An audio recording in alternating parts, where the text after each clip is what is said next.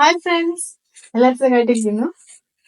ഇന്ന് ഹോട്ട് ഓയിലും ഹെയർ സ്പായും എല്ലാവർക്കും ഒരു കൺഫ്യൂഷനാ, ഏതാ ചെയ്യേണ്ടത്, ഹോട്ട് ഓയിൽ ചെയ്യണോ ഹെയർ സ്പാ ചെയ്യണോ. അപ്പൊ അതിനെ കുറിച്ചുള്ള കാര്യങ്ങളെ പറ്റി സംസാരിക്കാം. ഹോട്ട് ഓയിൽ എന്ന് പറഞ്ഞാല് നമുക്ക് ഇപ്പം ഒരു റിലാക്സേഷൻ, ബ്ലഡ് സർക്കുലേഷൻ കൂടാൻ വേണ്ടിയിട്ട് നമ്മൾ ഓയിൽ ഒന്ന് ചൂടാക്കിയിട്ട് മസാജ് ചെയ്യുക. സ്കാൽപ്പിൽ അപ്ലൈ ചെയ്തിട്ട് മസാജ് ചെയ്ത് ഒരു സ്റ്റീം കൊടുക്കണമെങ്കിൽ സ്റ്റീം കൊടുക്കാം, അല്ലെങ്കിൽ വാഷ് ചെയ്ത് കളയാം. ഹോട്ട് ഓയിൽ ഒരു 10 to 20 മിനിറ്റ്സ് കൊണ്ട് ഹോട്ട് ഓയിൽ ഫിനിഷ് ചെയ്യാം. പിന്നെ ഹോട്ട് ഓയിൽ ചെയ്യുമ്പോഴേക്ക് നമ്മൾ ഓയിലി സ്കാൽപ്പ് ആയിട്ടുള്ളവർ ചെയ്യാണ്ടിരിക്കണേ നല്ലത്. ഡ്രൈ സ്കാൽപ്പ് ഉള്ളവർക്കായിരിക്കും ഹോട്ട് ഓയിൽ കൂടുതൽ നല്ലത്. ഓയിലി സ്കാൽപ്പ് ആണെങ്കിൽ പിന്നെയും ഓയിൽ അടിഞ്ഞിട്ട് പോഴ്സ് ഒക്കെ ബ്ലോക്ക് ആവാനും അത് പിന്നെ പ്രശ്നങ്ങൾ ഉണ്ടാവാനും സാധ്യതയുണ്ട്. ഹോട്ട് ഓയിൽ ചെയ്യുമ്പോഴേക്കും നമ്മൾ അതിനകത്ത് അരോമ ഓയിലൊക്കെ മിക്സ് ചെയ്ത് ചെയ്യുവാണെങ്കിൽ നല്ലൊരു റിലാക്സിങ് കിട്ടും. നന്നായിട്ട് ആ അരോമ സ്മെല്ലൊക്കെ കിട്ടുമ്പോഴേക്കും നമ്മൾ അത് വെച്ച് ആ മസാജിങ് കുറച്ച് നേരം ചെയ്ത് കഴിയുമ്പോൾ ഒരു റിലാക്സിങ് ആണ്, മൈൻഡും ഫ്രഷ് ആവും. അങ്ങനത്തെ ഒരു സ്മെല്ലൊക്കെ വരുമ്പോഴേക്കും നമുക്കൊരു റെജുവിനേറ്റിംഗ് ആണല്ലോ, അപ്പൊ അങ്ങനെ ഒരു ഇത് കിട്ടും ഹോട്ട് ഓയിൽ ചെയ്യുമ്പോഴേക്കും. ഹോട്ട് ഓയിലിൽ നമുക്ക് ഒരു കാര്യം മാത്രമേ ഉള്ളൂ, ഓയിൽ വെച്ചൊന്ന് നറിഷ് ചെയ്യുക, ബ്ലഡ് സർക്കുലേഷൻ കൂട്ടുക, അത്രേ ഉള്ളൂ. പക്ഷെ സ്പായിൽ നമുക്ക് ഡിഫറെന്റ് വെറൈറ്റിയിലുള്ള സ്പാസിന്റെ പ്രോഡക്റ്റ് ഉണ്ട്. ഇപ്പം ഹൈഡ്രേറ്റിംഗ്, നറിഷിങ്, പിന്നെ ഡ്രൈ സ്കാൽപ്പിനുള്ളത്, ഡാൻഡ്രഫിനുള്ളത്, അങ്ങനെ ഓരോ സെക്ഷനായിട്ട് ഓരോന്നിനുണ്ട് ഹെയർ സ്പാ.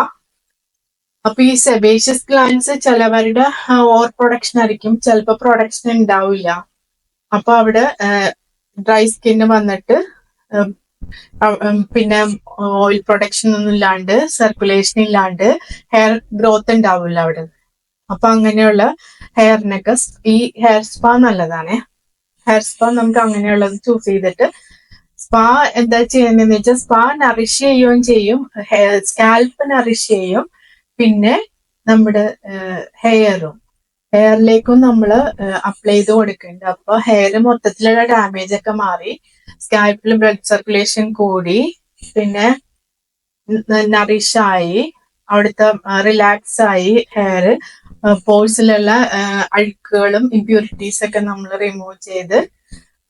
സ്പാ ചെയ്യണ ടൈം എടുത്താ ചെയ്യണം, 1 hour വരെ എടുക്കും, 1 hour 1.5 hour ഒക്കെ എടുക്കും. നമ്മൾ നന്നായിട്ട് വാഷ് ചെയ്ത് പിന്നെ മസാജ് ചെയ്ത്, ക്രീം അപ്ലൈ ചെയ്തുകൊണ്ടാണ് മസാജ് ചെയ്യണം. സ്കാൽപ്പിൽ കൊടുക്കും മസാജ്, പിന്നെ ഹെയറിൽ മൊത്തം ക്രീം അപ്ലൈ ചെയ്യും, സ്റ്റീം കൊടുക്കും, പിന്നെ വെയിറ്റ് ചെയ്ത് വാഷ് ചെയ്ത്.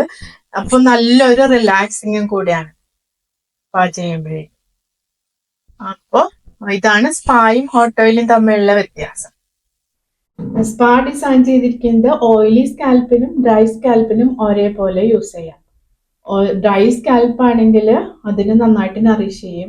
ഓയിലി സ്കാൽപ്പിനാണെങ്കിൽ നമുക്ക് ഓയിൽ പ്രൊഡക്ഷൻ കുറച്ച് നല്ല ക്ലീൻ ആക്കി കൊണ്ടുവരാൻ പറ്റും സ്കാൽപ്പ്. പിന്നെ നല്ലൊരു സ്ട്രെസ് റിലീഫറാണ്, ഒരു സ്ട്രെസ്സിന് നല്ല റിലീഫ് കിട്ടും. നമ്മളൊരു സ്പാ ചെയ്ത് കഴിഞ്ഞാൽ നല്ല ഹെയറിന് നല്ല അന്ന് കിടന്നുറങ്ങാൻ നല്ല സുഖമായിരിക്കും. അങ്ങനെ നമുക്കൊരു സ്ട്രെസ് റിലീഫ് കൂടിയാണ് ഹെയർ സ്പാ. പിന്നെ നമ്മൾ എന്തെങ്കിലും ഒരു ഫംഗ്ഷനൊക്കെ പോകുന്നതിന് മുമ്പ് ഹെയർ സ്പാ ചെയ്യുവാണെങ്കിൽ ഹെയർ ഒരു സിൽക്കി സ്മൂത്ത് ആയിട്ട് കിടക്കും. നമ്മളപ്പോൾ പാർലറിൽ ചെയ്യുമ്പോഴേക്കും സെറ്റ് ചെയ്തും കൂടി തരാൻ പറഞ്ഞാൽ ഒരു നല്ല ഫ്രഷ് ലുക്ക്, സിൽക്കി സ്മൂത്ത് ആയിട്ട് കിടക്കും. പിന്നെ എക്സ്പെൻസ് വെച്ച് നോക്കുവാണെങ്കിൽ സ്പായ്ക്ക് കുറച്ച് കൂടുതൽ റേറ്റ് ആണ്. അതിൽ അതുപോലെ പ്രോഡക്റ്റ് യൂസ് ചെയ്യുന്നുണ്ടല്ലോ.